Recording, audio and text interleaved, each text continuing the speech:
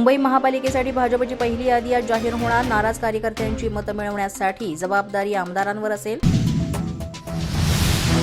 मुंबईत अजित पवारांची राष्ट्रवादी स्वतःच्या ताकदीवर लढणार. राष्ट्रवादीतर्फे 37 उमेदवारांची पहिली यादी जाहीर. मलिकांच्या नेतृत्वाखालील राष्ट्रवादीसोबत युतीसाठी भाजपनं नकार दिल्यामुळे एकला चलोरेचा नारा. मलिक कुटुंबातून यंदा 3 लोक निवडणुकीत. नवाब मलिकांचा भाऊ कप्तान मलिक, सून मुश्रा नदीम मलिक आणि बहीण डॉक्टर सईदा खान निवडणूक लढवणार. मुंबईत ठाकरे यांच्या शिवसेना आणि मनसेमधील जागा वाटपाचा गोंधळ सुटला. ठाकरे यांच्या शिवसेनेला 160 ते 165 जागा मिळण्याची शक्यता, तर मनसेला 45 ते 50 जागा मिळतील असं दिसतंय.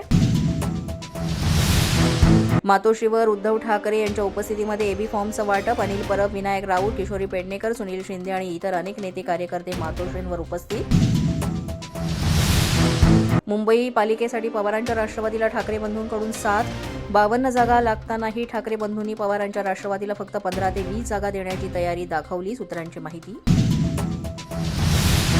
बारामतीमध्ये गौतम अदानींनी शरद पवारांचा हात धरला. एआय सेंटरच्या उद्घाटन कार्यक्रमात शरद पवार आणि अजित पवार यांच्यात चर्चा. पवारांच्या निवासस्थानी गौतम अदानी आणि त्यांच्या कुटुंबियांसोबत पवार कुटुंबांनी स्नेहभोजनाचा घेतला आनंद. राष्ट्रवादीच्या वोडीच्या मागे गौतम अदानींच्या भावाचा हात असल्याची चर्चा. नक्की काय हे गुलदस्त्यातच. तो माझा मोठा भाऊ. मला काही गोड बातमी सांगायची असेल तर मला हक्काने सांगतो. सुप्रिया सुळे यांनी गौतम अदानींविषयी केलं भाष्य. अजित पवारांना उपरोधी टोला लगावला असंही म्हटलं जात आहे. पोलीस माझा न्यूजच्या बातमीपत्रात आज इतकंच. तुम्हाला आमचं बातमीपत्र कसं वाटतंय याबाबत अवश्य अभिप्राय कळवा. यासाठी पोलीस माझा न्यूजचं युट्यूब चॅनल सबस्क्राईब करा. तसंच आमचं फेसबुक, इंस्टाग्राम आणि ट्विटर अकाउंट फॉलो करा.